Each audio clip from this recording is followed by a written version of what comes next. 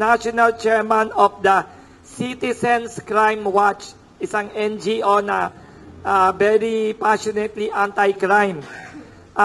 Speaking with him also, si Mr. Jigs Magpantay, National President ng Citizens Crime Watch. Ang topic natin today is the hot topic about SMNI, Sunshine News, na itong SMNI is a TV and radio network na very prominent in the last few years, lalo sumikat sobra.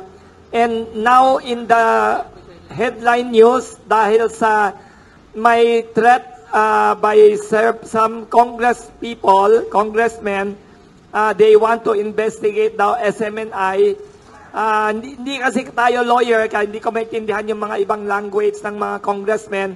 May tinatawag na about franchise daw, about the news. Ang nabasa ko kagabi, binasa ko mga news, na there's a TV program sa SMNI. One of the TV hosts minention daw the Speaker of the House of Representatives daw had supposedly spent 1.8 billion pesos in travel expenses na he said he got from a Senate source. So, some congressmen na allies of the Speaker started threatening to investigate the TV station, and marami na ibang news. So, let us welcome for opening statement. Umpisahan muna natin yung non-lawyer. Tapos yung lawyer will be the one to be opening statement. Mr. Jigs Magpantay, National President ng Citizens Crime Watch. Anong view nyo about this issue? Welcome ha ulit. Thank you very much, Ka Wilson. Magandang umaga po sa inyo lahat.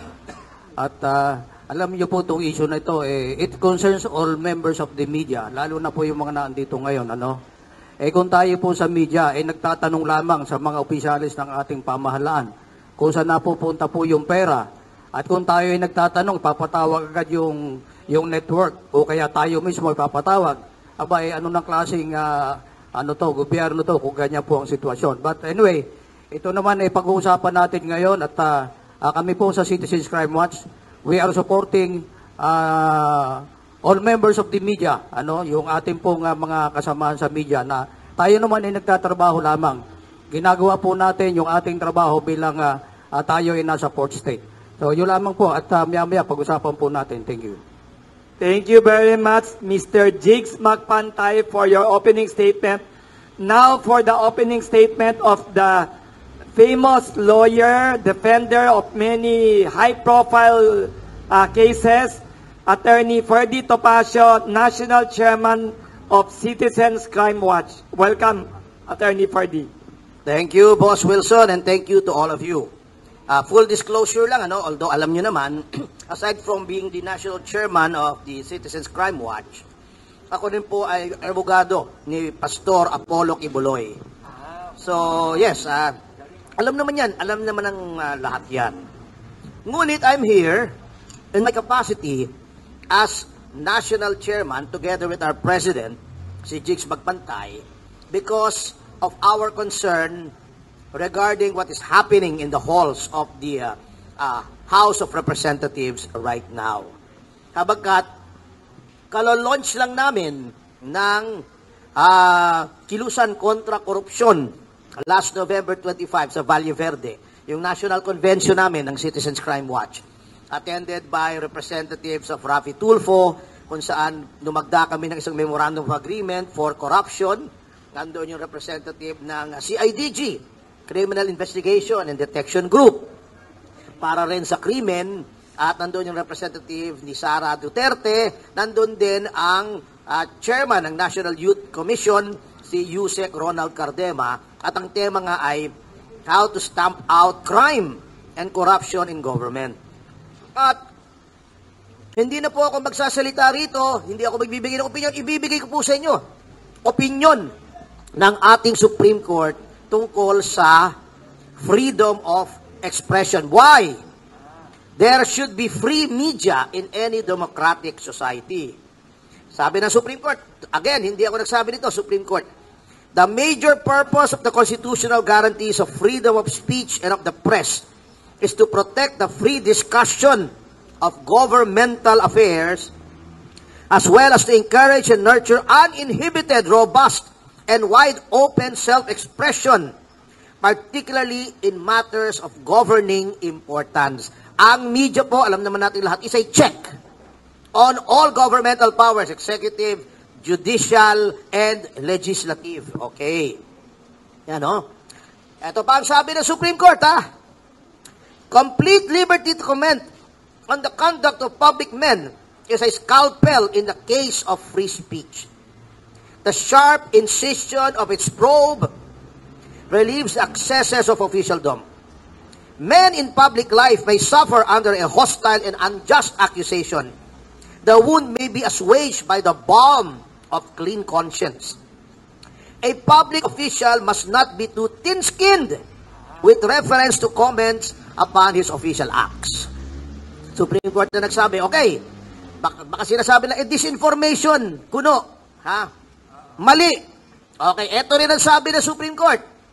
And we all know that under our system of laws, pronouncements of the Supreme Court are part of the law of the land. So, batas po ito. Kaya makinig sana yung mga mambabatas.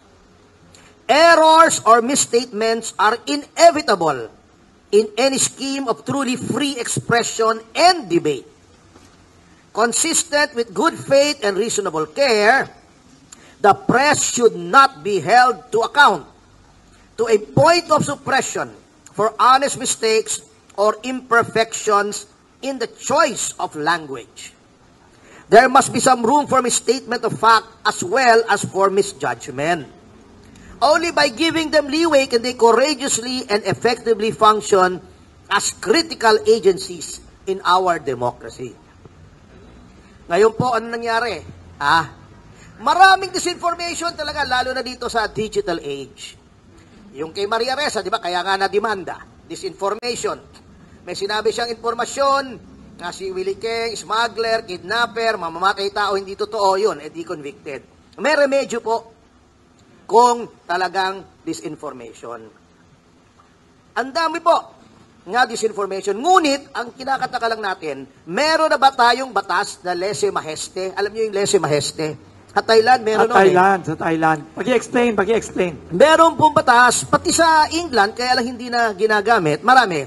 Etong lese-maheste ay batas lamang doon sa mga monarchy, kahit constitutional monarchy, na pag pinulaan mo yung hari,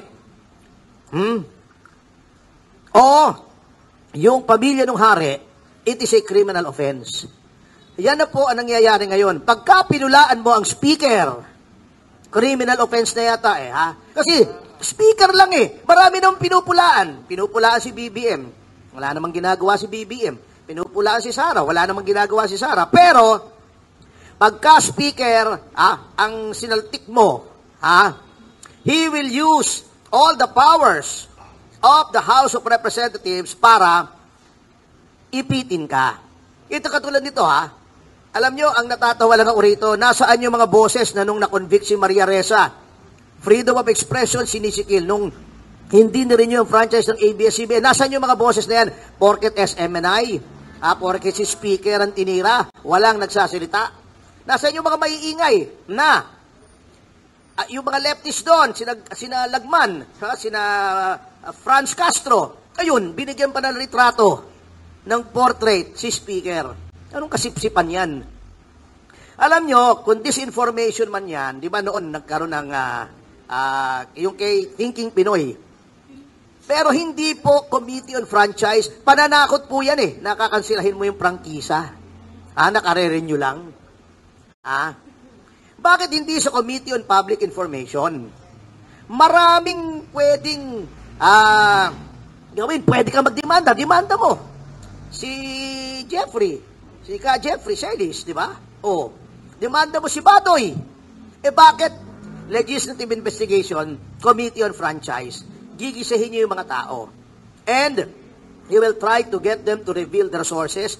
Sagrado po yung rule na yan sa ating media. I'm also part of the working media. I'm a member of the National Press Club. Bakit walang outrage? Ha? Papareveal mo yung sources, sagrado sa atin yan. You do not reveal your sources. Otherwise, hindi ka na makakapagbalita ng maayos. Ito po ang nakakatakot dito. Plus, ito, last na po, before I get your questions. Diba, lais lagi ng gobyernong ito. Rules-based. International law. Eh, yung ginagawa nila na yan ay labag doon sa International Convention on Political and Civil Rights ng UN na signatory ang Pilipinas. Signatory approved ng ating Kongreso itong covenant na to. At kailangan natin panindigan ito because under the doctrine of incorporation, ang mga treaties na inaprubahan ng ating lehislatura at nilagdaan ng Pangulo become part of the law of the land. At ito po yung mga articles na ito, valid and effective yan. Bakit gusto nila rules-based? Bakit gusto nila international law? Ibabalik yung ICC. Eh bakit yung umalis na tayo sa treaty na yon? Eh itong treaty na effective pa, niyuyura ka nila. Ito, yung Covenant, International Covenant on Civil and Political Rights, at saka yung optional protocol sa Covenant na aprobado ng ating lehislatura, ang lehislatura mismo ang yumuyura. Ano yung kasama doon sa civil and political rights? Freedom of expression, freedom of the press. Ayun ang nananakot sila ng press. Parang sinasabi nila, hindi nyo pwedeng pulaan ng speaker, kundi imbestigahan namin kayo. That cannot be good for democracy. Kaya, nababahala po kami at dapat po lahat tayong sa media ay mabahala. Dahil ngayon, SMN na yan, bukas, baka tayo na. Sabi nga ni Justice William Douglas of the U.S. Supreme Court, the liberties of none are safe unless the liberties of all are protected. So sana, yung mga mambabatas natin, mahimasmasan sila at wag nilang ipakita sa madlang people na intolerant pala ang leader ng Kamara. Hindi pwedeng i-criticize. Ganon ang kanyang magiging reaction. He will sick his dogs on anyone who criticizes him. Is that the mark of a true leader? Okay na nga yung mag-ikot siya sa palengke at maghahawak siya ng itlog niya. Itlog, di ba? May litrato siya, may hawak-hawak siya, 2 itlog. Okay na sana yun eh. Pwede na natin i-tolerate yun. Kung idolo niya si Mal Rojas, wala tayong magagawa. Pero para sikilin ang press freedom, that's too much already. And I think we should all unite. This is not about SMNI anymore. This is not about Doreen Badoy. This is not about Ka Jeffrey Celis. It's about all of us in media. Salamat po. Thank you very much to Attorney Ferdy Topacio for your opening statement and to Mr. Jigs Magpantay. Open na natin ang floor for any questions about the issue na gusto nyong tanungin. Ang unang tanong may nagsasabi dito, may plano ba ang grupo ninyong Citizens Crime Watch, kasi lawyer kayo, pwede ba ang lawyer gumawa ng any legal action or file case to stop a congressional investigation, or it's beyond the power of courts and ano? Wala po, Boss Wilson, because the power of the legislature to conduct inquiries in aid of legislation is plenary. Ano ibig sabihin ng plenary? Wala pong pwedeng makialam under the separation of powers. That power is squarely within the province and duty of the legislature. Although, merong expanded judicial power ang ating Korte Suprema, there are still some powers that are beyond judicial review. Example, the power of the President to grant pardons and commutations. Hindi pwedeng i-review yan ng court. Yes, hindi pwedeng i-review yan ng court. May tanong naman. May sinabi kayo kanina sa opening statement nyo na parang may procedural error yata ang Kongreso na bakit sa committee ng franchise ang investigation, hindi dun sa public information. Pwede bang as a lawyer kayo, hindi kasi kami abogado, marami kayong alam sa legal terms and procedures, pwede bang questionin ng lawyer like you or NGO ng Citizens Crime Watch yun, bakit doon linagay sa franchise committee ang investigasyon, parang lumalabas sa ibang tao, parang blackmail ang dating, hindi siya search for the truth or so-called disinformation. What is your view as a lawyer? Mayroon bang paraan? Hindi po kasi discretion yan ng noong kung sinong committee, saang committee i-refer. Kahit na mali ang Walang paglagay tama, sa committee. actually, in fairness, at Yes. hindi ko na sinasabing mali, procedural error. Walang tama, walang mali dyan discretion nila. Ngunit, Yes. nakikita naman natin kung bakit sa Committee on Franchise, hindi sa Committee on Public Information. Pananakot dyan, that is ang tawag dyan gunboat pananakot. diplomacy. That is a non-so-subtle warning to SMNI na pagka hindi kayo tumigil mag-criticize ang speaker, ay kakansilahin ang prangkisa ninyo. Yun. Ano pa bang ibig sabihin nun? Ngayon, ang only safeguard there, Boss Wilson, Yes. a robust na opposition. Kaso nyo, kino-op Yes. na yung opposition doon, yung usual noisy minority, sumisip-sip na sa speaker. Yung wala mga na. leftists, nagbibigay pa ng painting di ba? Oo. So yung opposition sa Wala, Kongreso, nawala pinopost na. na nila yung ibang partido. Gusto nila, isang partido na lang yun nasa lower house. Yun ang problema. Pag naging monolithic yung isang chamber, ay wala nang pipiyok dyan. Kasi gusto nila lagi, resolution 1414, 1414 Ano yung yun kasi- 1414? Sorry. di ba yung sense ng Senate na inaano nila?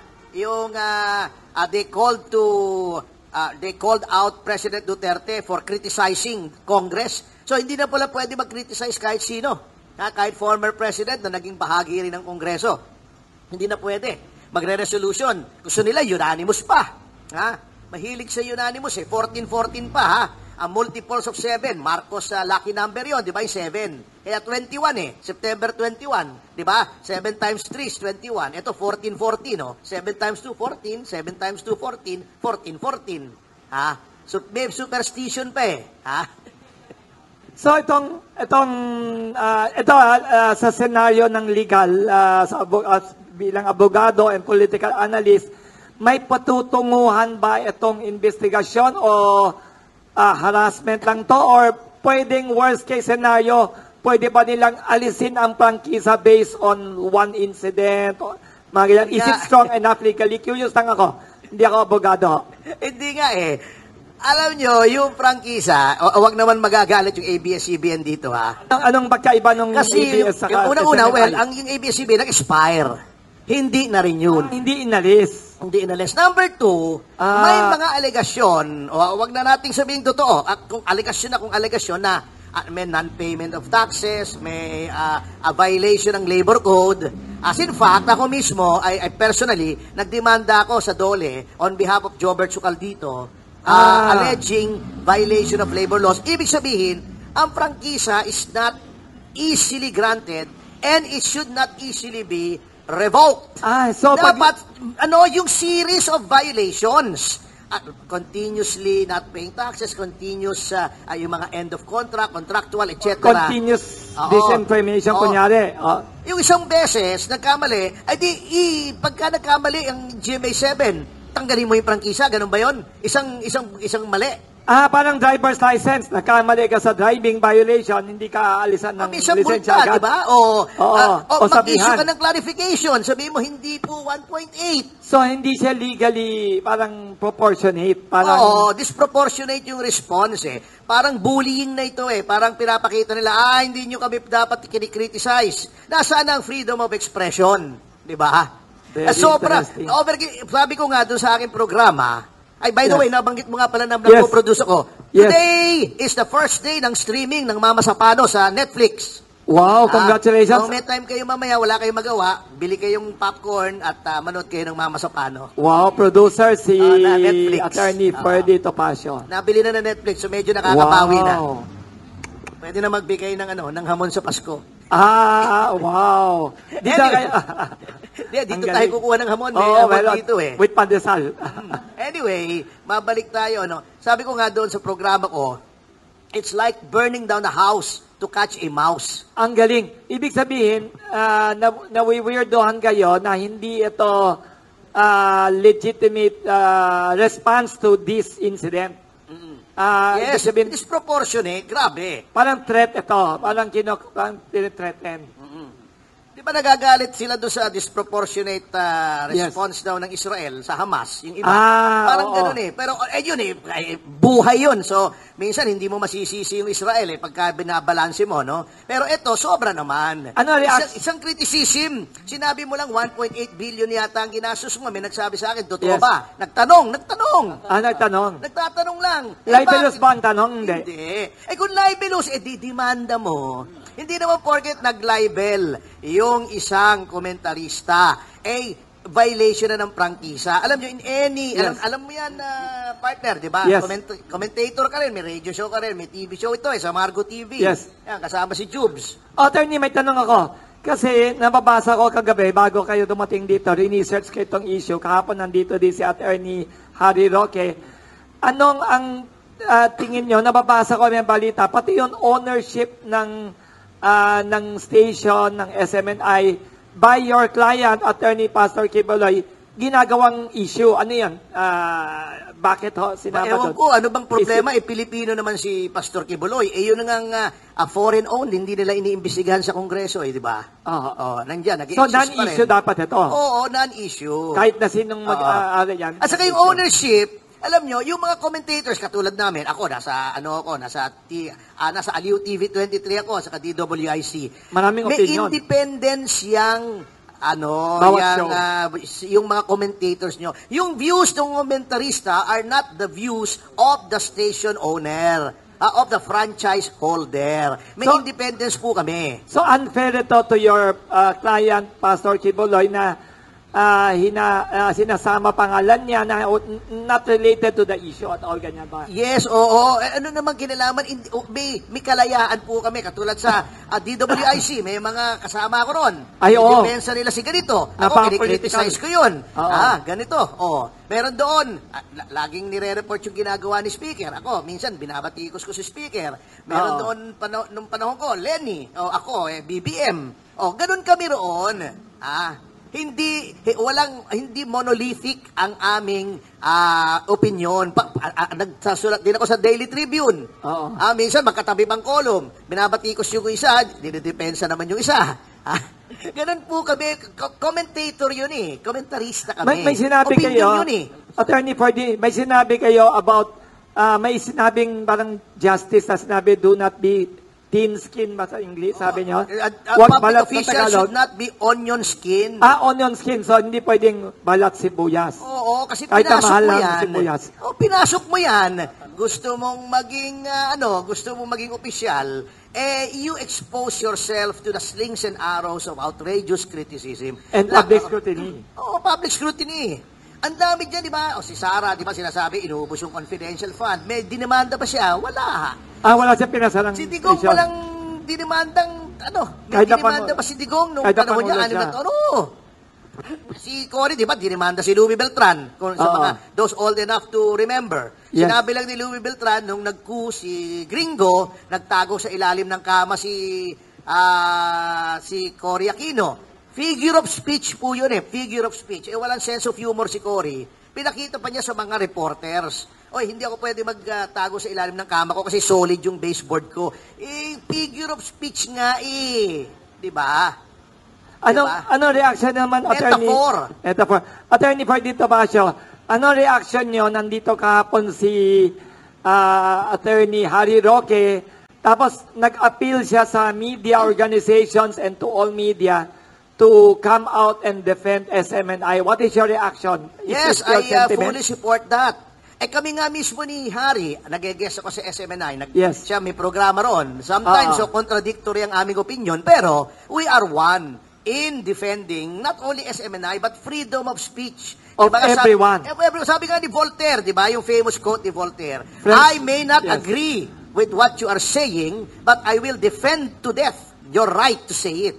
Ganon dapat ang attitude natin mga media. But where is the outcry? Natutuwa pa nga yung iba. Bakit kayo matutuwa? Kahit magalit kayo kay Pastor Quiboloy, kahit hindi kayo member ng kingdom na pinangungunuhan niya, kahit nagdi-disagree kayo sa stand, hindi masyadong pro-administration, lalo na pro-BBM noong eleksyon, still miyembro ng press yan Ang sakit ng kalingkingan, dama ng buong katawan.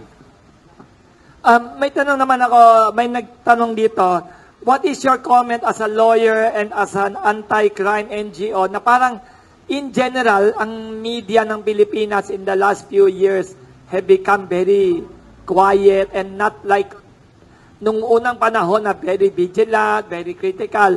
Ano sa tingin niyo? Totoo ba yan o sana hindi? Ikaw, partner, ikaw ay working media ka rin eh. Tumahimik ba ang media in general? Kasi nung ibang panahon, di ba, rambuks, ano, tawag sa English, rambunctious ang media, very critical, and ano sa tingin niyo? Parang tahimik ba sa issue ito or sa ibang political and other issues? Hindi naman siguro tahimik, but ang problema pag political issue na, medyo doon nagkakaproblema eh.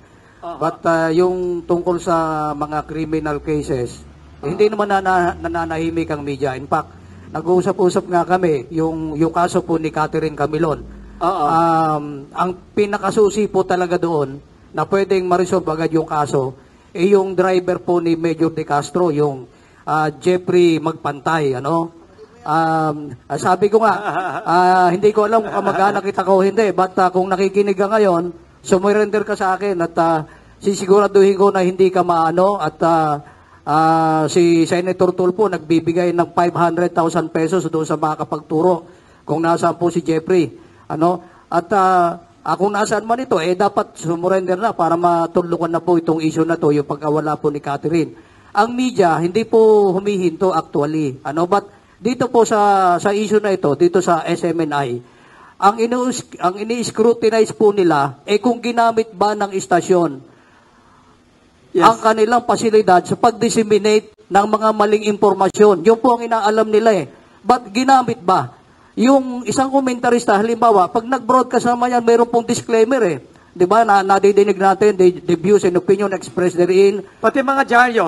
Oh, yung mga ibang even dyaryo, sa dyaryo. opinion column sa dulo. Ngayon, these are the personal opinion of the writer, not of the institution or the newspaper. Ang inaano po nila dito is yung alleged violation ng istasyon sa Section 4 ng Republic Act 11422 na nagsasabi na yung grantee shall conform to the ethics of honest enterprise and not use stations or facilities for the dissemination of deliberately false information or willful misrepresentation to the detriment of the public interest. Ngayon, hindi natin mo question yung poder ng Kongreso pagdating dito sa ganitong investigasyon. Kanino pa natin itatanong? Ginisa po doon si Jeffrey Celis kahapon at doon kahapon nagsimula yung kanilang hearing at ang sabi naman ni Jeffrey, ako na may nagtatanong lamang, 'di ba? Siya ay nagtatanong lamang kung totoo na may 1.8 billion na nagastos sa travel expenses si Speaker Romualdez. Meron siyang natanggap na impormasyon at meron din nag-inform na galing sa loob ng House. Kung mali yun, di ina-accept niya mali at siya na may nagtatanong lamang. Pero yung pong aksyon ng Kongreso, hinggil po dito sa ginagawa nilang investigation, parang pagsisikil din ito sa media. Hindi dapat po gano'n na sasakalin natin ang media. Kung tayo, hindi naman siguro imbestigahan kung ginamit o nagamit, no? But sabi nga ni Atty. Perdi, yung opinion ng komentarista, hindi naman nangangahulugan. Opinion na rin yun ng istasyon. Di ba? Hindi Iba nagtatanong lamang. Tayo mga mamamayan, even we are members of the media, pero tayo ay parte ng mamamayan. Maliban na tayo ay magtanong sa mga nasa gobyerno natin kung saan napupunta yung malalaking halaga na ginagastos nila sa mga pagbibiyahe, normal lang na tanongin natin. Sinabi po ng Secretary General ng House na ang nagastos talaga ng House sa kanila pong travel expenditure nasa 35.3 million pesos. Yun ang sinabi. At ayon kay Speaker Romualdez, ang nagastos daw ay nasa 4.3 million. Ito naman, nagtatanong tayo kung saan nila dinadala. Lalo na aproban na po yung 2024 budget. Hindi natin alam kung magkano ang naandun pagdating sa mga confidential fund. But sigurado po, zero budget ang Office of the Vice President. Pero yung mga travel expenses na ito, tayo naman sa media, nagtatanong lamang tayo at dapat, ang ginawa po ni Speaker Romualdez, sinulatan niya yung istasyon o kaya si Mr. Celis na mali yung yung sinasabi na gumastos ako ng 1.8 billion. Ay di sagutin mo, but para ipatawag mo sa isang inquiry o isang investigasyon sa House at ku-question mo na yung prangkisa ng istasyon, mukhang mali na yata ito, di ba? Ay, may tanong dito mga nag-text may nanonood sa atin sa Facebook Live saka sa Zoom, na ito ba ay inisyatibo ni Speaker Romualdez or sip-sip ang mga congressional, mga congressmen na gusto pakita sa Speaker na defender sila ni Speaker? Ano sa teorya ninyo? Ano theory niyo? May ganyan ba? Maaring may sip-sip, pero the Speaker as the leader of the legislature, of the House of Representatives can say, pwede ba, wag nyo nang ituloy yan kasi that will put the lower house in a bad light, katulad ng nangyayari. At yung sinasabi ni Mr. Magbantay, masama bang magtanong? Talagang hindi masama sapagkat nasa Article 6, Section 20 ng ating saligang batas, etong nasasaad. Yes. The records and books of accounts of Congress shall be preserved and shall be open to the public in accordance with law, and such books shall be audited by the Commission on Audit, which shall publish annually an itemized list of amounts paid to and expenses for each member. So, ang Constitution mismo nagsasabing dapat transparent ang gastusin ng Kongreso, not just the lower house, meaning Congress, the Senate, and the House of Representatives. Kung may nagtanong, di ilabas nila. Diba? Meron naman silang spokesman, meron naman silang Secretary General. Hindi po 1.8, ito po nakapublish. Ito yung gastusin ng Office of the Speaker, ito lang po yung budget. Mali po kayo. Pwede ba? Mag-erratum kayo. Kaya nga may erratum sa ating industriya, di ba?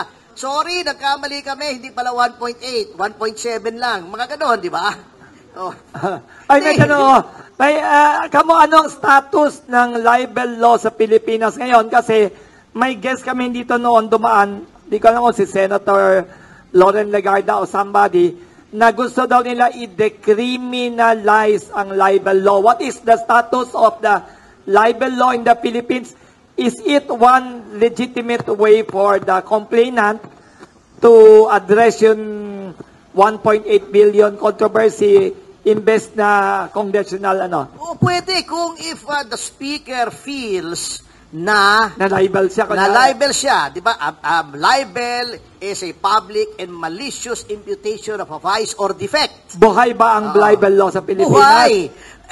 Kung ikaw ay talagang naniniwala kang ikaw ay na-offend, ikaw ay na-damage, ikaw ay nasaktan, pakita mo naman legal yung leadership mo, wag mo namang gamitin yung iyong lower house as a bully pulpit, as a blunt instrument. Yes. Mag-resort ka sa courts kung saan patas ang lahat.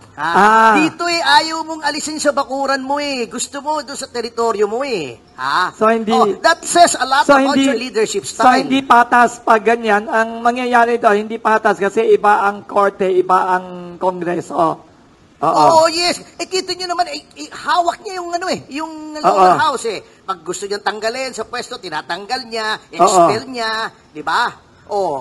Pinocontempt nila, yung isang gobernador, di ba, kinontempt nila, etc., etc. So, naging juggernaut hindi tama, hindi maganda po, kita nyo baka hindi nila nakikita, o nakikita nila, nagbubulag-bulagan sila. What does it say about the administration pinsan mo nga yung presidente bago ini-stranglehold mo yung legislature, nawala yung check and balance. What does that say about your leadership style, and what does that say about what will happen to the country kung ikaw gusto mo maging presidente at naging presidente ka? So ayaw mo makikriticize ka.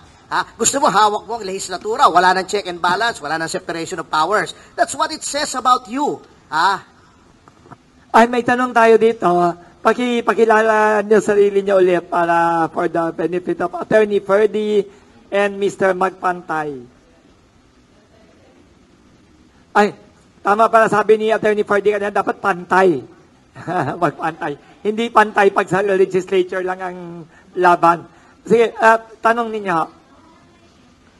Yung microphone, Clarissa. Oo. Hindi naka-ready kasi, sorry. Yun.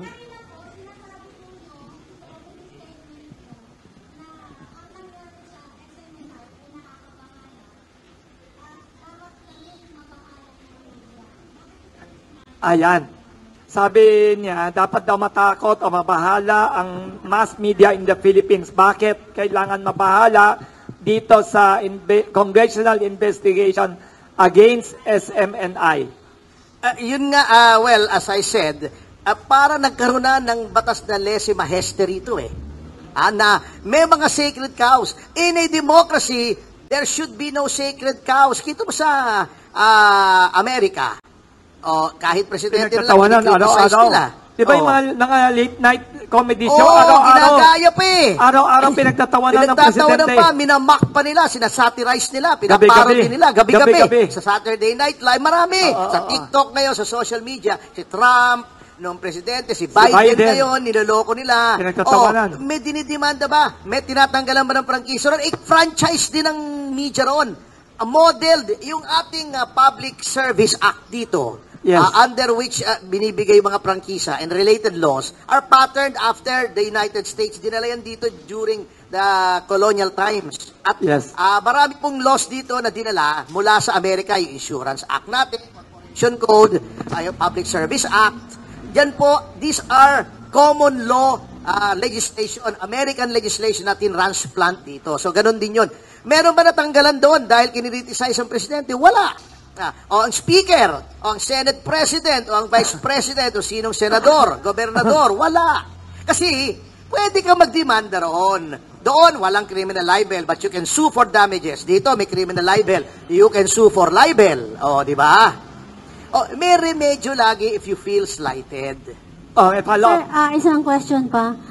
From the Citizen Crime Watch, sa inyo pong dalawa, ano po yung reaction nyo, masasabi nyo, na ngayong Marcos administration, sunod-sunod na po yung mga patayan, may mga pulis na mamaril, merong pinapatay sa bus, merong mga nawawala.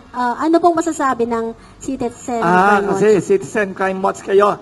How do you assess criminality now? Well, ito po talaga mga patayan na ito, medyo lately, mukhang nakikita natin, parang lumalaki, yung bilang. That's why, dito, importante po kasi yung participation, yung partnership ng PNP at other law enforcement agencies, saka po yung NGOs, like po yung sa atin, At nakakalungkot po dahil hindi lang ang nai-involve hindi lang po mga ordinaryong mamamayan, kundi meron din po mga nai-involve na mga members ng PNP at iba pang law enforcement agency. Siguro magsama-sama po tayo, yung ating members ng local media, ng ating media, yung PNP at yung ibang NGOs. Kinakailangan po magsama-sama po tayo, magkaisa tayo na ikundin na po natin itong ganitong mga nangyayari sa ating pong kapaligiran. Ngayon pong panahon, nakakapagtaka ko po, nakakapagtaka kung bakit nagkakaroon po ng mga ganitong mga insidente at tila hindi yata nabibigyan ng solusyon ng ating pong mga pulis. Ngayong araw na ito, baka may bago na tayong uupong chief PNP pagkat December 3 ay magre-retiro na po yung kasalukuyang nakaupo. Yun ba ang marites nyo na may bago ng pangalan? Hindi po natin alam kung i-extend yung nakaupo o kaya may papalitan kasi magre-retire na po sa December 3. So, posibleng i-extend, posibleng palitan? Dapat ngayong araw na ito, mayroon ng anunsyo, Ngayong araw. It's either i-extend po nila yung term ng nakaupo or maglalagay po sila ng bago. Hindi po natin alam kung anong gagawin po ng ating Malacanang, ni Pangulong Marcos kung meron siyang ipapalit ng bago. Pero dito po sa side ng PNP, nakakalungkot po pagkat ito nga kay Catherine Camilon, involved na naman pulis, Hindi naman pwede natin sabihin na isolated cases lamang pagkat pag lagi na na gano'n ang nangyayari, hindi na ito isolated case. Ano?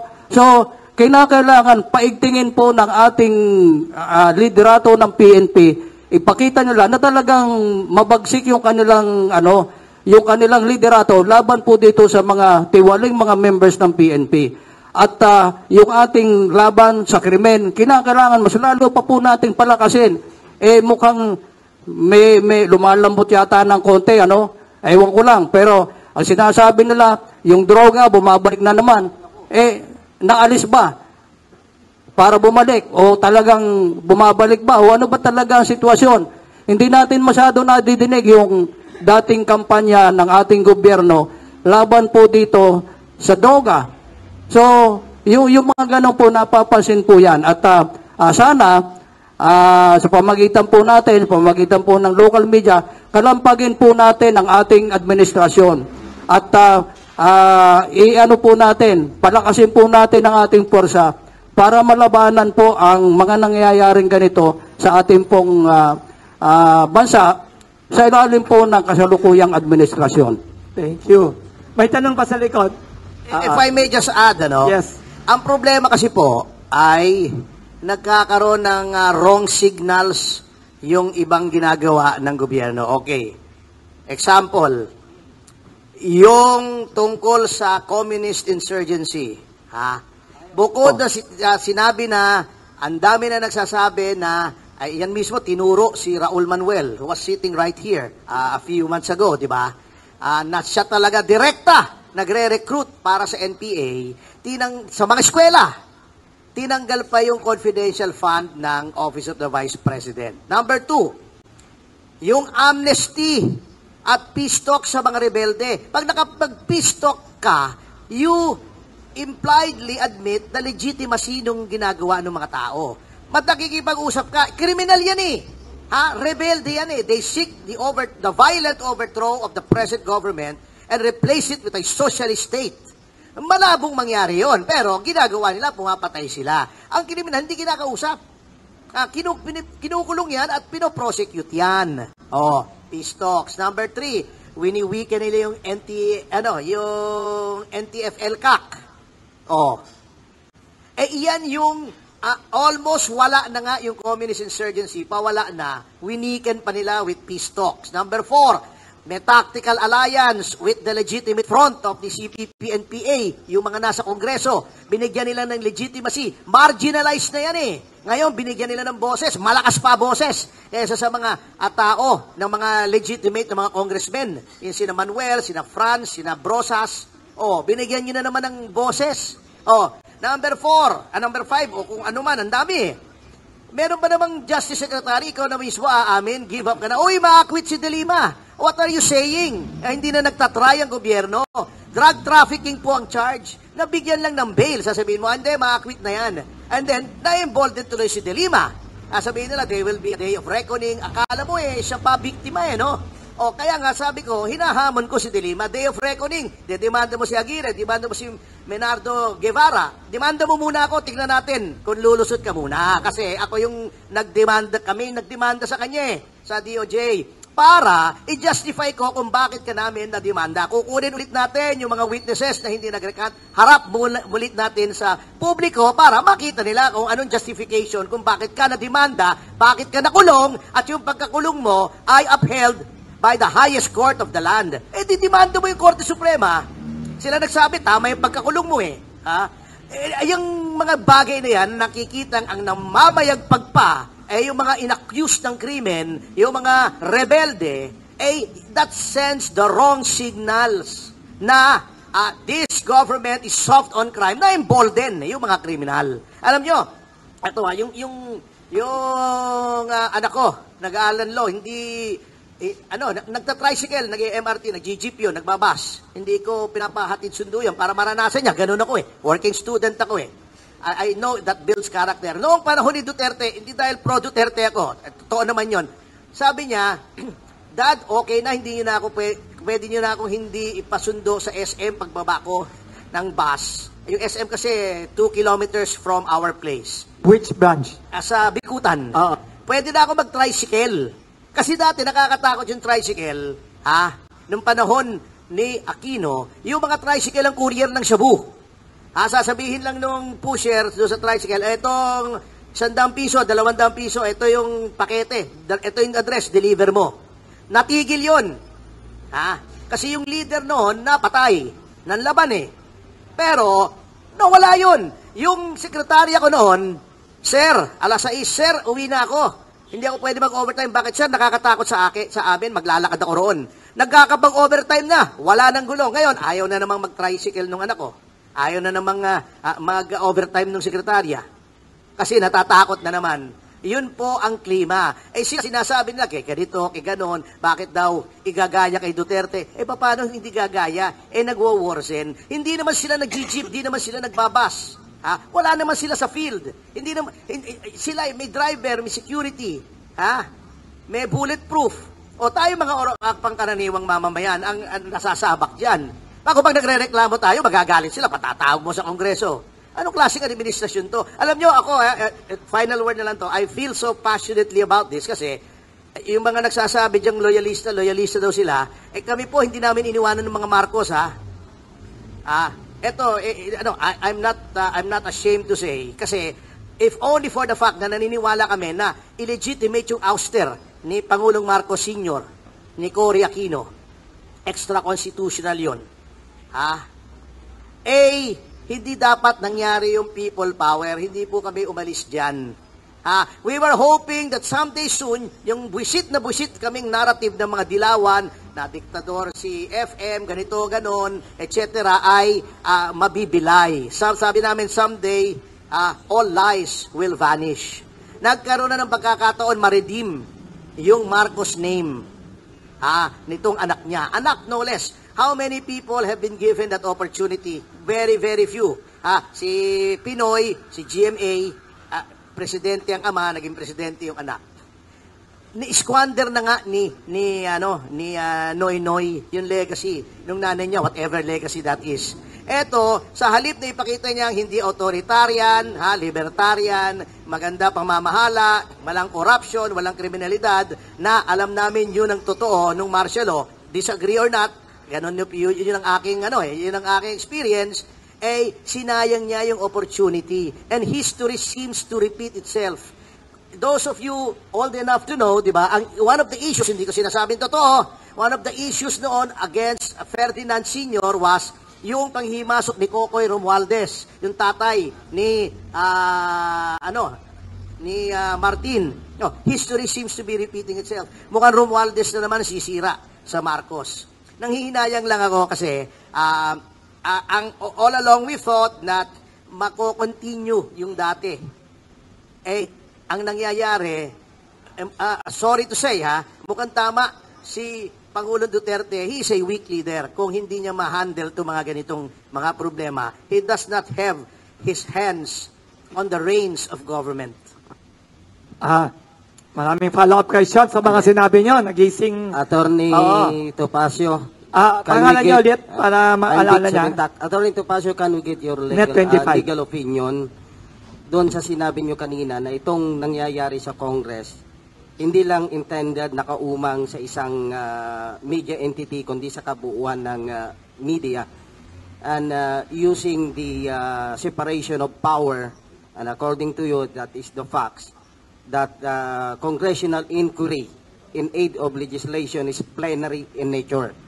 So, pwede ba tayong tumakbo sa korte using the provision of the Constitution, Article 8, Section 1, Paragraph 2, and I quote, judicial power includes the duty of the Court of Justice to settle actual controversies involving rights which are legally demandable and enforceable, and to determine whether or not there has been a grave abuse of discretion amounting to lack or excess of jurisdiction on the part of any branch or instrumentality of the government. Can we use this provision?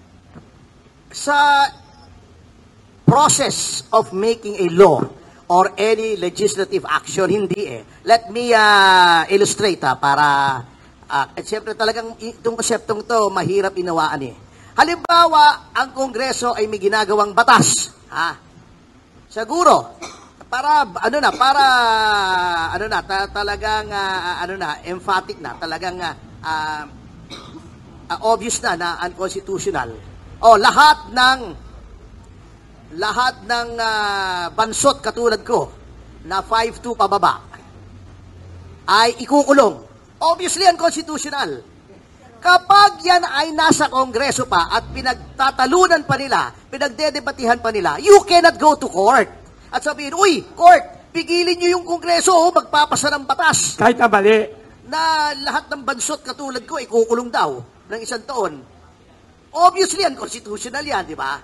Pag pumunta ka sa court, sasabihin ng court, ano gagawin namin dyan? Ikarapatan nila magpasa ng batas. Kahit na mali, walang makapigil. Oo, magbotohan sila. I-transmit nila sa Pangulo. Hindi natin mapipigilan yan. But once that is signed into law, yan, pwede ka na pumunta sa Congress. So, yung ginagawa nila within their own territory, kumbaga. Within their own time. Within their own house, ay hindi natin pwedeng pigilan yan. Pero pag may epekto na sa ibang tao, case in point, very recent, yung case of Ong versus Senate Blue Ribbon Committee.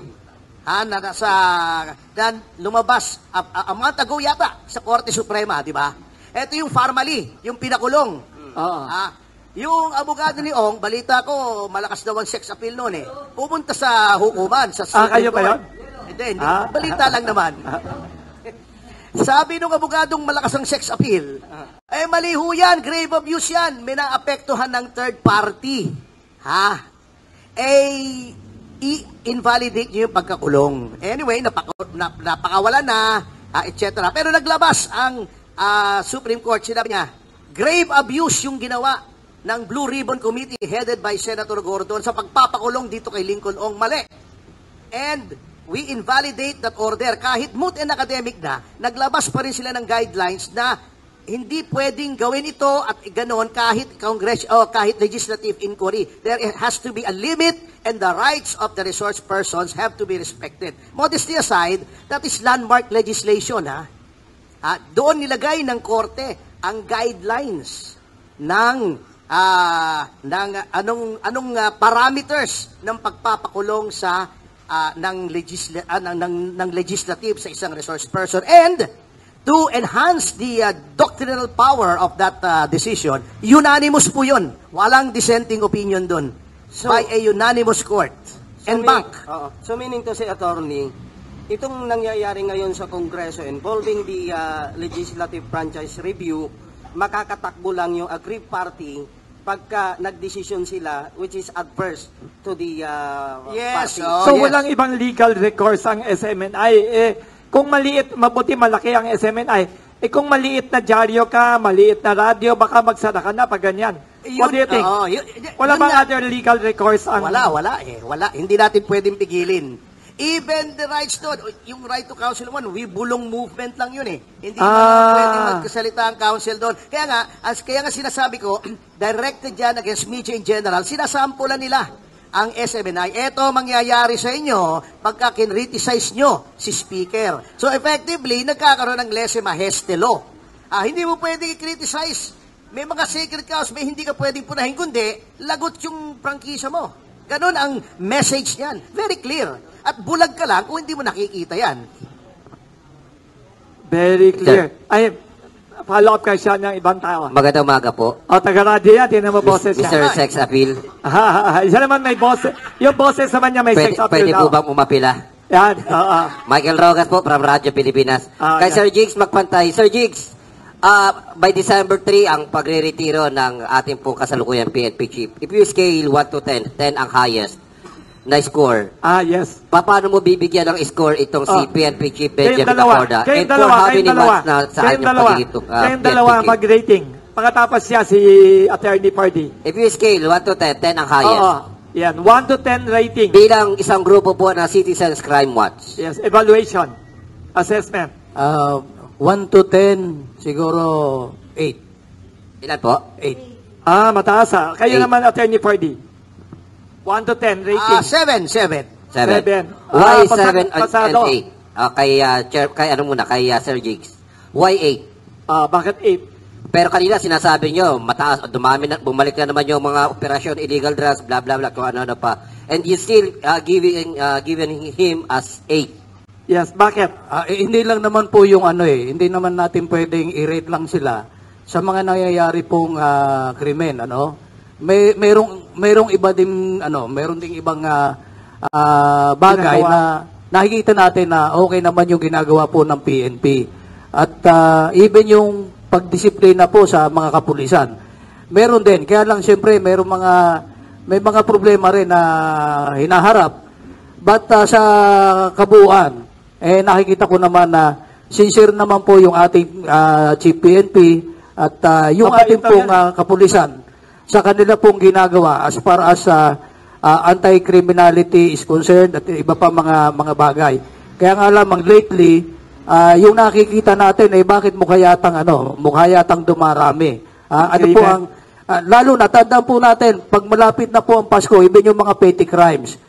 Lumalaki po, tumataas po yung kriminalidad natin kung malapit na po ang Pasko. Pagkat alam naman natin, marami po naghihirap natin mga kababayan.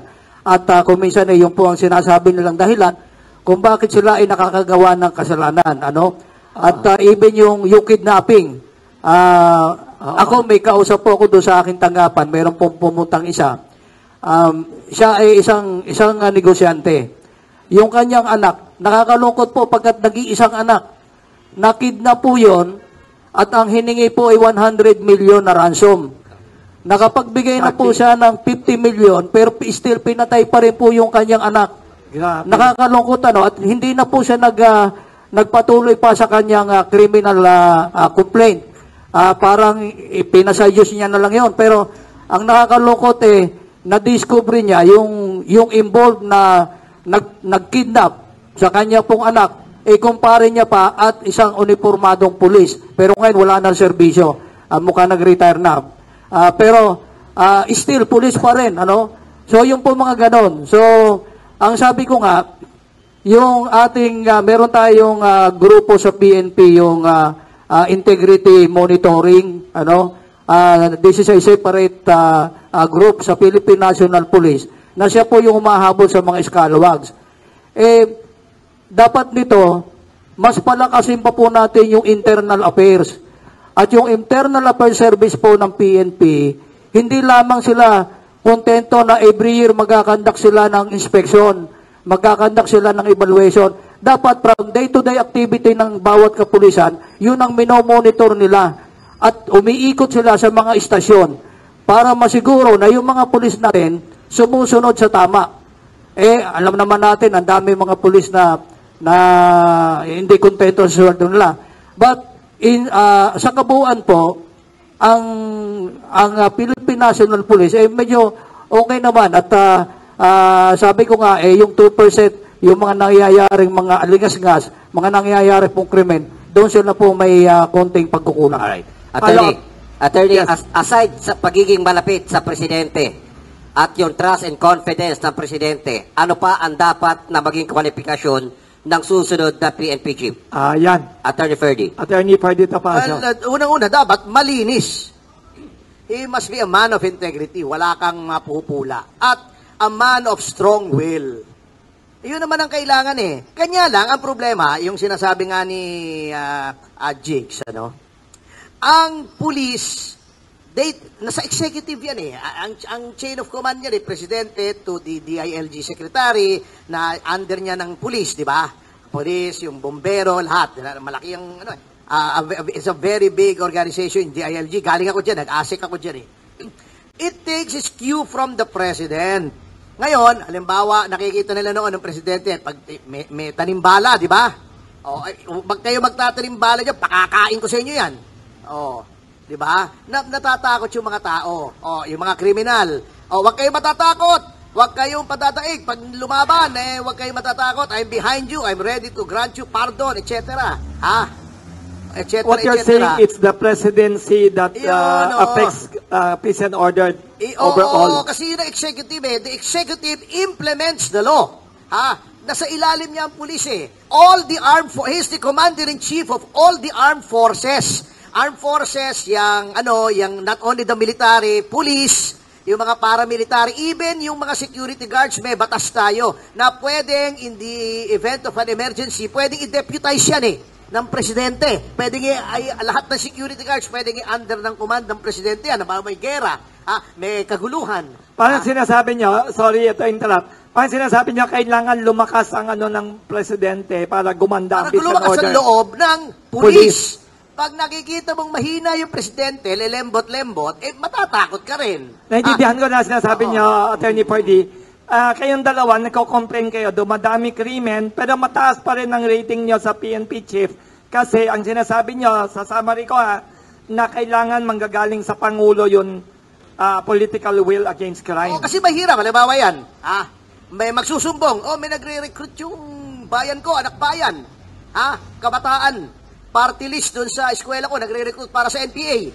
Teka muna, kaibigan ng speaker yung mga yan yung mga head niya sa Kongreso, baka ako pang madisgrasya pag hinuli ko to. Ganun very clear. They take their bearings from the chief executive and the commander-in-chief. Not just the chief executive, but the commander-in-chief of all the armed forces in the Philippines.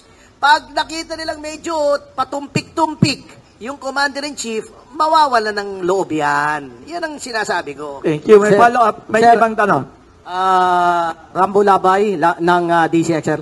Attorney, para mawala yung agam-agam ng ating mga kababayan, kasi iba-ibang mga dahilan kung bakit tinanggal. Merong sinasabi dahil sa politika, may sinasabi diversionary tactics. May malaking issue na gustong patayin, ida-divert dito sa malaki. Marami pang mga iba-ibang mga dahilan. No? Ano ang sa tingin nyo, attorney, para dito sa SMNI?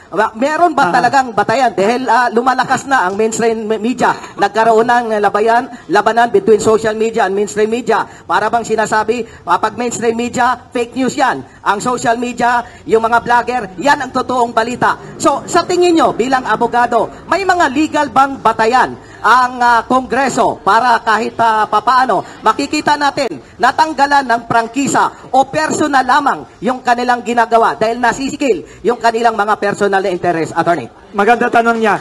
Ang tanong niya, legitimate ba itong ginagawa sa SMNI o namumuliti ka lang? Ito ay bullying ito. This intends to send a chilling effect sa media. Kumbaga sa West China Sea, wina-water cannon tayo Hindi siya direktahang putok ng kanyon, pero this is a threat na ito mangyayari sa inyo if you criticize the speaker. Lahat pulaan nyo na, pero pag speaker, imbestigahan namin kayo. At hawak kami ni speaker. Monolith kami rito, juggernaut kami rito. Walang opposition dito. Lahat sama-sama, makakaliwa, lahat traditional politicians, lahat kasama rito. Kayang-kaya namin kahit sino, kaya wala kayong laban sa amin. Yan ang message na pinaparating dito. And if we do not resist now, wala. Slowly but surely, we will be whittling away the freedom of speech and freedom of press in this country. Parang yung sinabi ng Holocaust, di ba? Yung Holocaust, yung kinikwento ng mga tanda. Sabi nila. Yung mga Hudyo na inaapi. Noong panahon ni Hitler, talagang grabe yung discriminatory laws doon, Ewan ko kung bakit sinasabing sympathizer daw ako ni Hitler, kung pulaan ko si Hitler Pati sa mga writings ko. Anyway, sabi niya, they came for my neighbor. I did not say anything. Kasi iba.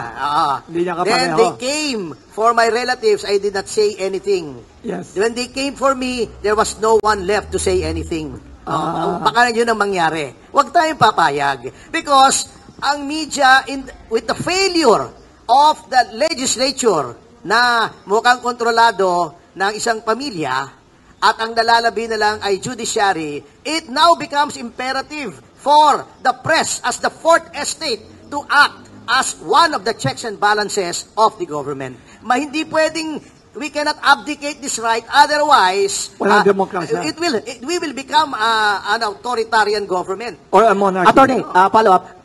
Yes. Anong implication sa tingin nyo itong ginawa sa 2028 Anong basa nyo? Happy ending ba? O konektado meron ba ba to? kayong nakikita? May election Implication sa sa presidente. 2028 yung ginagaya nito. May connection ba to? Kamara. this Meron early- bang implication dito sa 2028? Maganda tanong niya. Happy ending ba? Konektado ba to sa presidential election? Hindi. Analysis nyo. They are eliminating all potential rivals, including news organizations that do not adhere to their narrative. Alam nyo kasi, eto, analysis ko lang to, you feel free to disagree. Ito lang nakikita ko, ano? Kasi nung lumaban si Romualdez, gusto magpresidente niyan eh. Kulang na lang ilagay yung litrato niya sa butil ng bigas eh. Saka sa shell ng itlog eh. O, di ba? Nung tumakbo yan, na senador, di ba, yung malasakit ni Martin, wala naman nagmalasakit eh, natalo eh. Ang laki ng ginastos niyan. I know that for a fact. May mga mutual friends kami na alam yung ginastos niyan. Nakita niya, kung hindi siya mananalo ng ganon, senador nga hindi manalo, the only way for him to win as president is to run virtually unopposed. Hindi siya kasi malakas, kaya dapat walang kalaban. He cannot rely on his own strength. Therefore, he will destroy all potential threats, all potential rivals. Ito analysis That is ninyo. the only way he will win. So, kaya kinukuha niya lahat ng media organizations. Meron na siyang journal group, di ba? O, meron pa siyang radyo. Ang dami niyang binibili. May construction pa siya, di ba? Itong release sa best friend ninyo na former Senator Laila De Lima, konektado din ba to sa usaping ganyan? Well, hindi ko alam. Kasi parang pinapakita nila na lahat ng ginawa ni Duterte mali eh. At saka ang ginagawa nila, lahat ng tao gusto nila maging kakampi para wala nang pagkuhanan ng suporta yung other potential candidates. Yun ang ginagawa nila eh. Ayaw nilang confidential fund kasi sisika si Sara pag mapipigil niya yung mga recruitment sa schools. Then kakampi pa nila yung mga leftist. Lahat kakampi nila. Pero nakakalimutan nila yung universal wisdom, that a friend to all is a friend to none. May anong dito? Yes. Oy. Yes, sir. Magaling na radio host yan, ha? Magaling na radio host. Institutionally living legend na yan. Kita nyo, ha? Buhay pa. Mukhang alamat na. Sa tinan nyo, boses siya, pang radio. Isang tanong lang, Tony. Itong nangyayari ito, sa aking analysis kung kayo po ay sasangayon, ang target talaga rito sa SMNI, yung gikan sa masa ni dating Pangulong Duterte, na yan po ang instrumento para birahin ang administrasyon. Ano ang pananaw niyo rito? Exactly. Yun nga ang sinabi ko ka Eli, ano? At tinatanggal nila lahat ng potential threats, lahat ng potential rivals, lahat ng potential sources of support para sa kalaban. Para practically, siya na lang ang kandidato. This early, pinaplano na nila. Yan yun eh. Obvious naman eh. It's not rocket science, kung sabi nga ng mga bata, di ba? Obvious naman na kitang-kita naman natin ang pakay. So, we cannot allow that. Pwede naman siyang tumakbo, wala namang problema. He's welcome to try his luck in the presidential derby in 2028. Pero, wag naman sa mga ganitong means. Kaya lang, eto atin-atin lang, wala namang nakikinig, no? Sabi nga ni Bonaparte, if your enemy is making a mistake, do not stop him.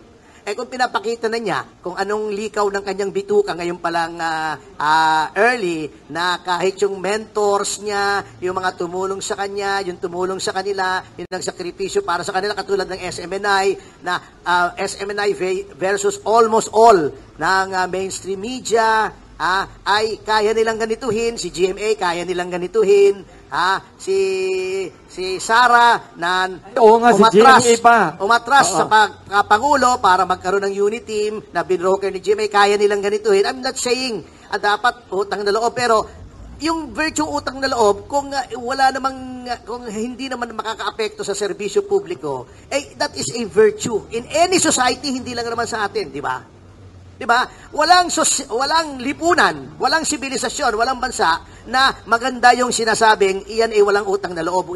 Never naging virtue yung walang utang na loob sa kahit anong society, kahit anong value system.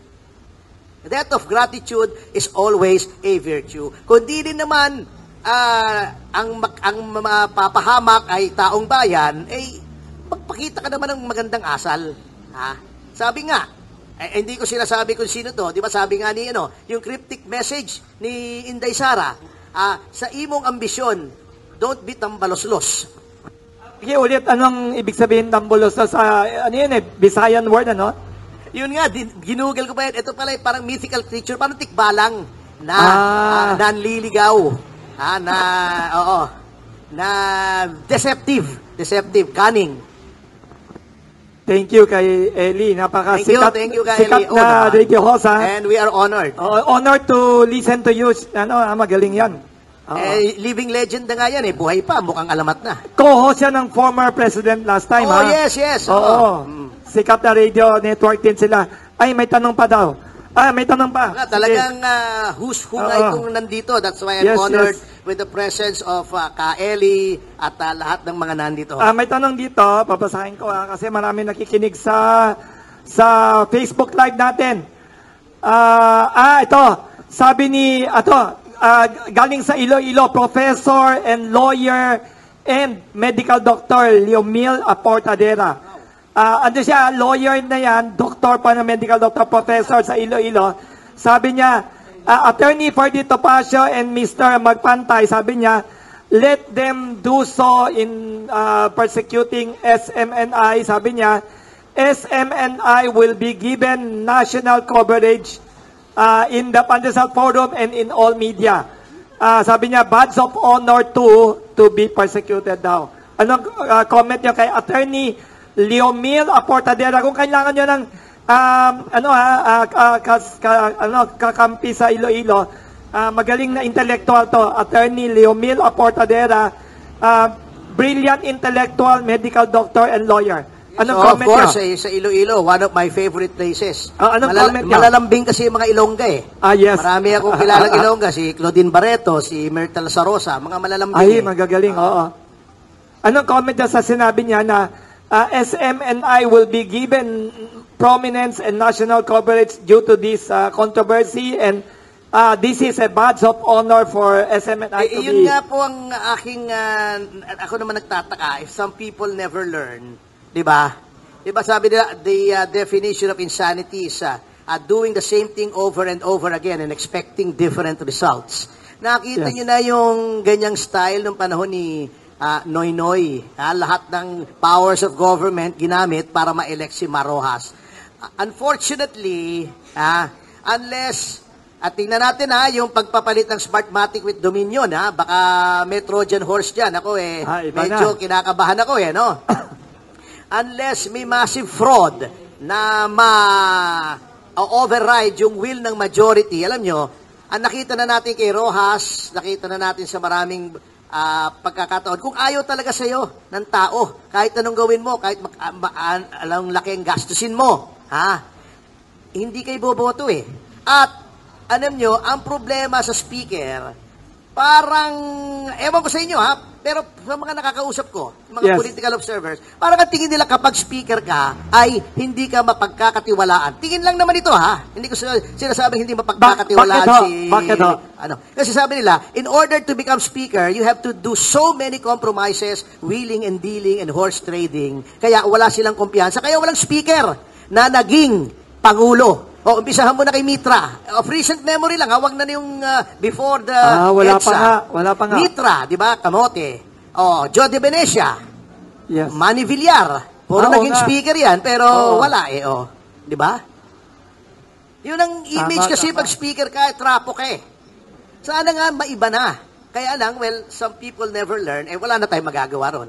Kung ganun talaga ang nature mo, a leopard cannot change its stripes. May tanong tayo dito, Attorney Ferdy. Thank you, Thank you, Kaeli, thank you kay Attorney and Dr. Leomil Aportadera ng Iloilo for listening and for asking those questions. Baka kamag-anak yun ni Justice Aportadera. Ay, baka nga, tanongin mga Clarissa kung kamag-anak siya ni Justice Aportadera. Magaling na tao yon, si Attorney Leomil. Good morning po. Una-una, salamat kay Kuya Eli Saldar. Ngayon ko lang siya nakita in person. Idol ko yan. Sikat yan sa media. Opo. Okay, gusto ko lang pong itanong sa dalawang magiting nating tagapagsalita. Baka po pwede, sabing gano'n ng mga netizen, yung po bang pananahimik na lang, instead na magdakdak, ay makakatulong daw po ba in the future if ever na gusto nilang mag-lead ng gobyerno? Kasi ngayon po nangyayari yung mga leader ng gobyerno natin nag-aaway-away na. So if ever na tahimik, instead na dakdak, kasi ako, disappointed po ako, Speaker Romualdez.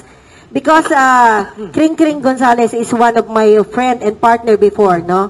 Nung kami teenager. Christina Gonzales, sister-in-law. Romualdez, sister-in-law, okay. Sister-in-law ni Speaker. Opo. Yeah. At yung bubang pananahimik ay makakatulong. Kasi alam nyo, minsan yung mga maiingay, sila ho ang may mali. Kadalasan na. Thank you. Anong comment nyo na maiingay na daw ang politika? Malayo pa election. Malayo pa talaga, 2028. Hindi na, matutuloy ba yon? Hindi natin alam. Ha? May tanong kayong ganyan, may alam kayo. Pero may kasabihan na mas mainam pang wag ka na lang magsalita kung hindi ka rin lang makakatulong, Wag ka na lang makapanira. Merong ganon. Pero tayo po, hindi tayo dapat manahimik. Kinakailangan iboses po natin. Lalo na sa media, hindi ka man pwedeng mananahimik ka lang, di ba? Kinakailangan sabihin natin kung ano ang gusto nating sabihin. Kaya nga meron tayong freedom of expression, di ba? Sabihin natin, huwag tayong manahimik. Lalo po sa mga nangyayari ngayon, mula sa korupsyon, sa krimen, at iba pa mga nangyayari po sa ating bansa. Kinakailangan iboses po natin yan. Ang bilin nga sa amin ni Senator Rafi Tulfo nung isang araw, huwag matakot. Kinakailangan, huwag tayo matakot. At huwag rin tayo mananakot. Yung iba naman, kasi sinasabi, Huwag matakot, saka huwag mananakot. Huwag matakot, huwag manakot. At i-maintain natin yung ating integridad. Yun lang naman no? So, yung pananahimik, siguro sa iba pwedeng manahimik na lang kasi kung hindi naman nakakatulong yung sasabihin mo. Pero tayo po, sa atin, hindi tayo dapat manahimik. Kinakailangan bumoses tayo at ipakita natin po yung ating tapang. Thank you. Si Attorney Fardy. Actually, I think the reason kung bakit marami nagagalit ay yung BBM Sara ran on the motto of Uniteam. Pagkakaisa. So, there was a tacit promise to the Filipino people na kapag etong team na to ang inihalal nyo, that team, meaning yung grupo ng mga Marcos, na mga Duterte, nina GMA, kung sino man, na koalisyon, who made that team possible, they will work in tandem. Sama-sama. Ngayon, hindi ka naman inaano ni Sara, hindi naman katulad ni Lenny, hindi ko populaan si Lenny for anything, but hindi naman si Lenny na openly antagonistic dun sa presidente. And yet, in-appoint siya twice ng presidente, di ba? Nakikisama naman yung tao, hindi ka naman kinikriticize. Si Lenny nga, pumunta pa sa abroad, tinira pa yung EJK. Hindi naman hinaras. Remember, si Manny Luna, Attorney Manny Luna ng yung Presidential Anti-Corruption Commission. Noong sinabi ni Manny Luna, Attorney Manny Luna, na iimbestigahan daw niya si Lenny dahil kumukuha ng kontribusyon para sa relief goods. Corruption daw yun. Anong ginawa ni Digong? Tinanggal si Manny Luna instantly. You're fired. Hindi ko alam yun. Nakalimutan ko. Record yun. Alam niyo yun. Mga nasa media kayo alam ni Mr. Eli kasi co-host sa radio. Di ba? Noong minsan i-impeach daw si Lenny dahil sa kami, VACC ako noon Kami nagsabi, impeach natin si Lenny dahil yung sinasabing palit-ulo doon sa UN. May mga congressmen na willing. Anong sabi ni Digong? Wag! Siya nagsabi na wag. Huwag guluhin ng ang sitwasyon. So, in fairness, walang impeachment pala, no? Wala. Diba? Kalaban yon. Eto, kakampi, supportive sa'yo. Titirahin mo ng issue ng confidential funds. Paano pa impeachment pa. Pailalim pa Una, sasabihin mo, bibigyan ka namin, pagkatapos nung tinanggap, gagawin mong issue. Ang kalokohan yan. Susuportahan ni Sandro, pagkatapos titirahin niya si Duterte. Di ba? Yan, makikisama kayo doon sa mga kritiko ni Duterte. Meron pa kayong ICC, meron pa kayong impeachment, tatanggalin niyo si GMA. Kayong nangakong unity team, pagkatapos bibirahin niyo itong mga to. This early, nakikita ng taong bayan yan. Kaya, there is much discontent. Kaya, huwag kayong magtaka kung yung approval level mo ay bumababa. Ganun po talaga Ayaw ng Pilipino ng traidor. Very thought-provoking political analysis from Attorney Ferdy. Ay, good morning po, Sir Wilson. Yes. Kay Sir Jigs at saka kay Attorney Ferds. Kayong lahat dyan. Pangalan niyo ulit para... Bernard Menyosa po, yes. sa PMI News. Sir, kayong tatlo po dyan ay mga veterano na po, mga mamamahayag. At lahat naman siguro dito, puro mga media. So, ang pinaka-concern ko po sa tanong ko is yung rampant na pamamaslang sa ating mga kapatid sa hanap buhay. Ngayon, ang Citizens Crime Watch po ba, ay meron ba kayong inisyatibo na magkaroon man lang ng pagkikipag-ugnayan sa PNP at saka Armed Forces of the Philippines para ang lahat ng mga media magkaroon ng libreng training? Paano bumaril, paano i-defend sa ating mga sarili, and at the same time, yung marksmanship or responsible gun owners. Yung ating po mga chapters nationwide, sila po ay mayroong MOA o Memorandum of Agreement sa mga local police forces natin. Kung wala man, but sila ay nagtutulungan. Yung po ang initial na ginagawa natin ng Citizens Crime Watch. Katulong po tayo ng PNP sa pagpapapatrolya at pagsasagawa ng mga activity na may kaugnayan po sa crime prevention. But yung pong problema natin kasi sa krimen, ako para sa akin kinakailangan i-review po natin ng ating mga mababatas yung ating criminal justice system. Hindi lamang yung pag sinabi natin criminal justice system, dapat para itong isang makina na umaandar, Ano na yung mga yung 5 pillars ng criminal justice system natin? Yung courts, yung korte natin. Una na yung law enforcement, yung court, yung prosecution, yung ating Bureau of Correction, di ba? And yung community, pinaka-importante doon. Pero kinakailangan siguro ma-review natin 'yon at tingnan natin kung saan tayo may malaking pagkukulang. Kasi gaya sa law enforcement, nakikita natin involved mga pulis, ibang mga members ng law enforcement agencies, even sa mga traffic, 'di ba? Mayroong mga problema. So, yung law enforcement natin, i-review natin kung gaano ka-effective sila. Yung ating court, halimbawa, hinuli ng pulis, pag dinala naman sa prosecutor, may problema naman sa prosecution. Na okay naman doon sa prosecution, pagdating naman sa korte, nagkakaroon ng arigluhan. Naareglom na, natapos na yung kaso. Pagdating naman sa Bureau of Correction, even sa loob mismo ng facility, meron nangyayaring mga krimen. So, yung ikalima, yung community natin. Ano ba yung papel natin bilang community? Kasama na doon po yung media. Ano ba ang dapat nating gawin? So, yung buong sistema po ng ating criminal justice system, kinakailangan i-review po natin yung kanya-kanyang papel, tingnan kung gaano sila ka-effective at anong mga dapat pang gawin. So nakikita ko po medyo hindi masyadong gumagana yung makina. Ang isa pong sasakyan, pag may diferensya yung isang parte ng makina, hindi masyadong gagana, hindi masyadong mabilis yung kanyang pagtakbo pagkat mayroong problema. So yun po isa nakikita natin sa Citizens Crime Watch. Kinakailangan i-review po natin yung ating criminal justice system. At siyempre, yun din ating mga mambatas, imbes na mag-indulge sila, mag-engage sila sa mga sobrang pamumulitika. Tingnan naman ninyo yung problema ng taong bayan. Hindi yung puro nalang pamumulitika, kung malapit na naman ang eleksyon 2025. Puro politika na rin lang ang iniintindi. Mabuti pa pag budget hearing, 100% na andyan sila.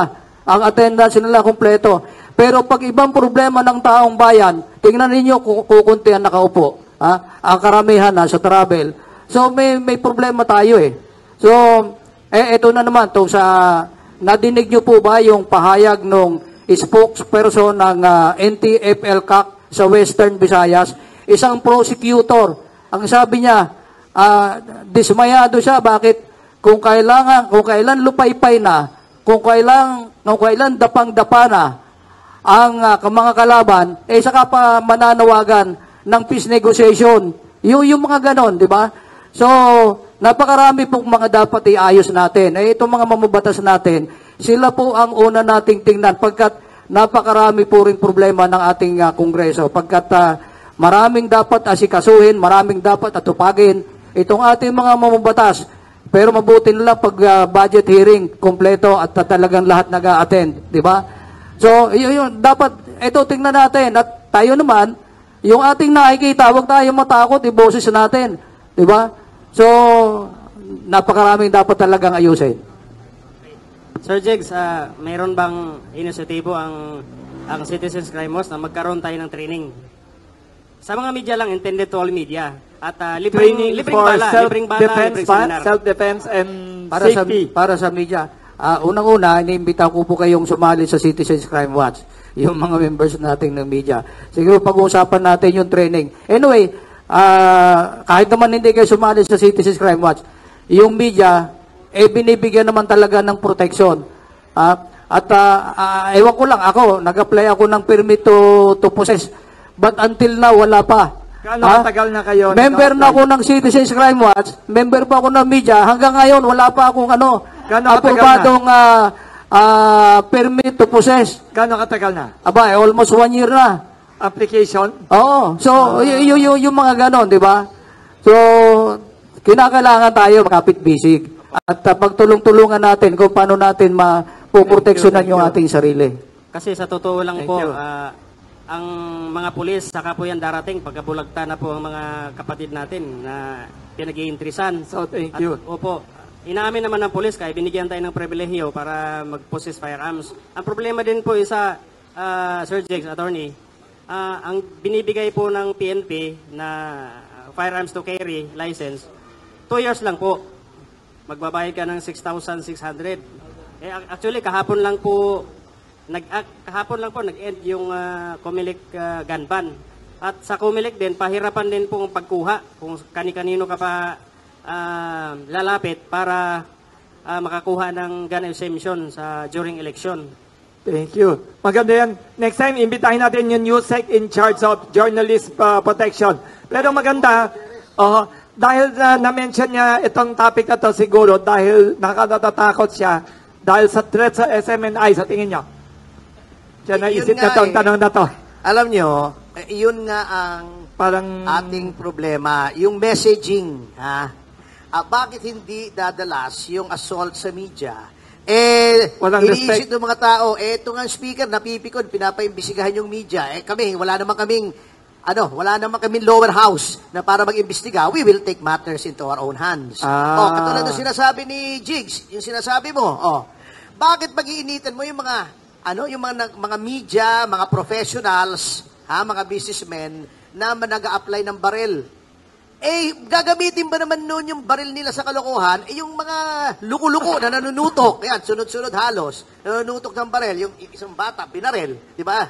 Noong isang tao, ba't hindi yung higpitan nyo? Bakit nakikipag-usap kayo sa mga rebelde na may baril? Wala naman lisensya na binabaril, hindi lang may baril, binabaril, pulis at militar.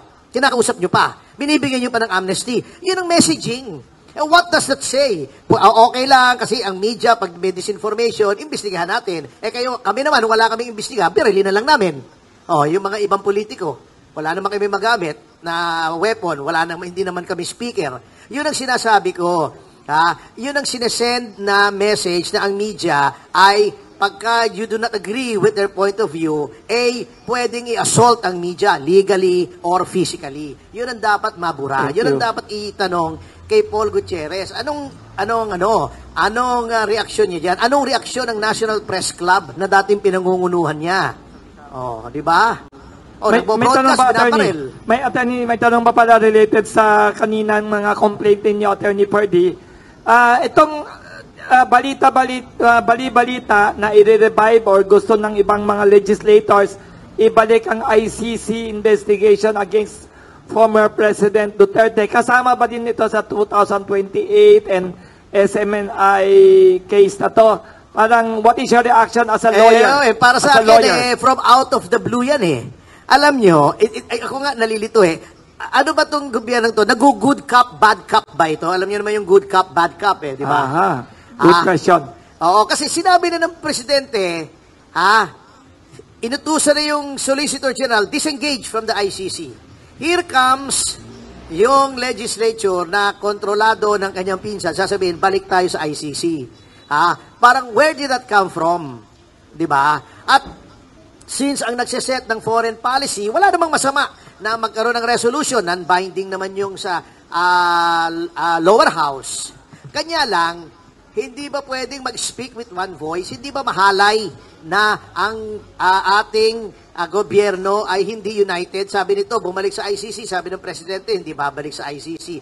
Dahil lang, gusto niyong pag-initan si Duterte. Sabi ko nga, since prospective ang application yan, sabi ko nga doon sa isang tweet ko, sige, ibalik nyo na yan, imbestigahan na rin natin yung Mama Sapano, yung Dengbaksya. Sige, imbestigahan na natin lahat yan. Kasi mas maraming namatay. Diba? Doon sa sa Dengbaksya, mga batang paslit pa yon. Imbestigahan na natin lahat ng mga crimes against humanity. Ibalik nyo na. Kaya lang, kahina-hinala talaga. It's so disingenuous eh, It's so disingenuous. Kitang-kita, nakakatawa na eh.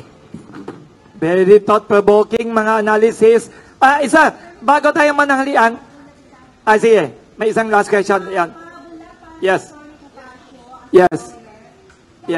Paano po ba paigtingin yung citizens arrest? Kasi actually, malaking tulong din po ito sa mga sa mamamayan, yung citizens arrest. Paano po ba to i-implement na hindi po madedehado yung gumawa nito? At pangalawa po, attorney, gusto pong pasalamatan yung mga pulis na nandun sa lugar namin.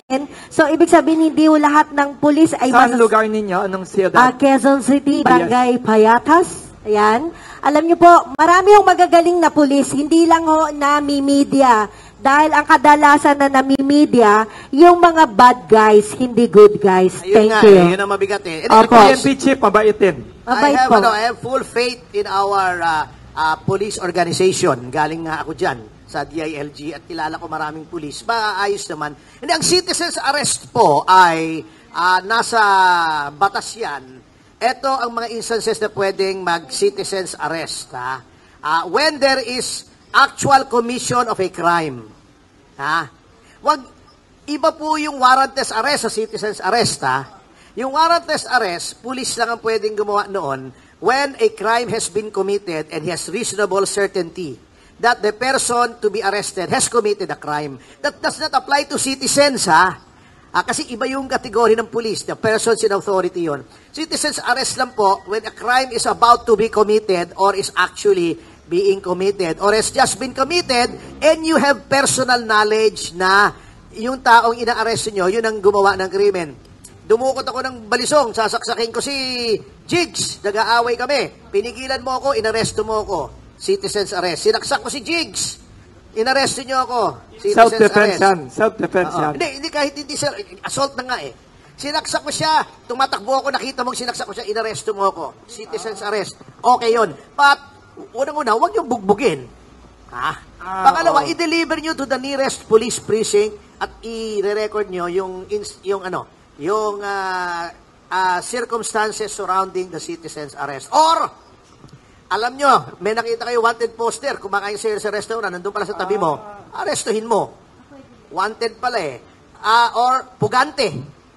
Escapee, nakita nyo, na siya talaga yun, arestuhin nyo. Ingat lang kayo, baka kamuka eh. Nakakahiya, di ba? Marami magkakamuka eh. Di ba? At tulad ng isang reporter natin dito, kamukha ni ni RG sa ABS-CBN. At saka, ingat din kayo kasi baka mapahama kayo. Baka armed yun eh. Do not engage, nakita nyo, i-report nyo na lang sa police kasi kaya nga kami, yung bili namin, doon sa, kasi may multiplier force kami, may MOA kami with the PNP eh. Multiplier force kami. Force multiplier kami. Pag sabi namin, pag may ganon, at may danger sa inyo, huwag nyo nang arestuhin at hindi Abaho naman ng worth pulis it. yan. Oo, i-report nyo. Thank you. We have time for one more last question kasi magla-lunch tayo. Thank you to Attorney Ferdy and Mr. Magpantay for all the answers. May isang last final question before your closing statement, mamaya. Very serious topic din to. Katulad ng mga pinag-usapan buong umaga. Kasi eksperto din daw kayo dito. Ano daw reaction nyo as a lawyer and anti-crime advocate sa pinakamalaking news kahapon na Katniel daw na malungkot? Sorry may nagtanong lang, kailangan tanong nyo, baka magalit sa akin. And then, Kasi movie producer to si, tsaka movie review writer also and then, critic. And then, basta ako Team Catherine ako. Galit ako kay Andrea Brillantes. Anyway, to give some substance na nabalita ko kay Nanay Christy Fermin na yung mga abogado daw ng dalawa nag-uusap na kasi it looks like meron silang mga properties. Conjugal ba yan? Hindi. Ang rule doon, if there are two persons who live together, yes, and they are both capacitated to marry each other. Yes. Ang property regime noon under the family code is joint ownership, co-ownership. Hindi conjugal. Hindi conjugal. Iba yung conjugal, iba yung absolute community, iba yung rules noon. Ang co-ownership, 50-50 ba? ang presumption is 50-50. Lahat unless, ng properties. Lahat, unless you can prove otherwise. Ano yun? Kada nakapangalan sa isa lang? Or Yes, dapat sa dalawa? oo. Wow. Oo. Pati barbershop nung aktor. Oh yes, Kasama siya. oo. Beauty parlor ng 50-50 isa. yun. Diba? Bumili kayo ng lupa. During the time na you were together. Oh yes, at saka nandun pareho yung pangalan ninyo. Kahit hindi as mag-asawa co-owners. legally. Co-owners. Iba yung absolute community. Yung absolute community, lahat Kahit yung minana mo, kahit yung ganito, ganon. So Co-owners welcome kayo. pumunta sa'yo si Catherine humingi ng legal advice. May abogado na yata siya So, now, to wrap up our very interesting, thought-provoking session here at Pandesal Forum, imbitahin natin yung dalawang magigiting na anti-crime advocates to give a closing statement to summarize their views, their points, and their appeal about press freedom and the political situation. Mr. Jigs Magpantay, National President Citizens Crime Watch, anong appeal ninyo or sentiments ninyo about the perceived attack or threat to SMNI and to Philippine media in general? Una-una, gusto ko linawin, wala po akong kinalaman doon sa hiwalayan ni yung Katniel wala po akong kinalaman doon. Okay. Hindi kayo third party dito po sa issue na to na pinag-usapan natin yung tungkol po sa ginagawang investigasyon sa SM